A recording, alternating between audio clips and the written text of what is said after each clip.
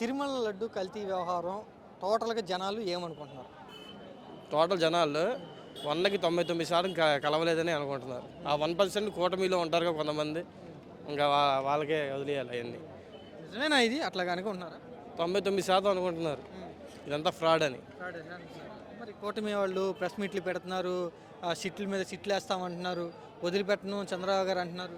సరే వదలబాకండి, లాస్ట్కి వాళ్ళే ఇరుక్కొని లోపలికి వెళ్తారేమో ఎవరికి తెలుసు.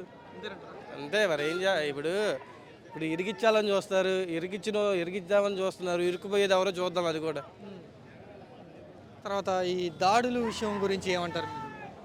ఈ దాడులు ఇప్పుడు ఇంతకు మించి దాడుల తర్వాత జరగచ్చేమో, అంతే, అంతకు మించి ఏముందండి. జగన్ వస్తేనా? జగన్ వస్తే విధ్వంసమే జనాల మీద. జనాల మీద కాదు, జనాల మీద ఏం కాదండి. ఇప్పుడు జనాల మీద ఆయన ఎందుకు చూపిస్తాడు? ఆయన పేదల మనిషి, పేదల సీఎం ఆయన. మరి కూటమి వాళ్ళు అంటున్నారు కదా జగన్ వస్తే విధ్వంసమే, మొత్తం ఆగిపోతాయి, అమరావతి ఆగిపోద్ది. చేసినోడికండి చెప్పాడు, చట్టపరంగానే వెళ్తా అన్నాడు ఆయన. అడ్వాన్స్ అంటే విధ్వంసం ఏం చేశాడు ఆయన? చట్టపరంగా చేయాల్సింది చర్యలో చేస్తాడు ఆయన. మేము కూడా చట్ట ప్రకారం ఏం చేస్తున్నామని కూటమి వాళ్ళు అంటున్నారు. లోకేష్ చట్టపరంగానే వెలిగించమన్నారా? చట్టప్రకారమే వెలిగించమన్నారా ఏంటండి? ఏం లోకేష్ గారు ఇంకో మాట అంటున్నారు, రెడ్ బుక్ చూసి వైసీపీ వాళ్ళకి ప్యాంట్లు తడిచిపోతున్నాయి అని. ఇప్పుడు ఆయన డిజిటల్ బుక్ అంటున్నారు, మరి తర్వాత ఆ సంగతి ఏంటో చూద్దాం. రెడ్ బుక్ తర్వాత డిజిటల్ బుక్ అంటున్నారు మరి.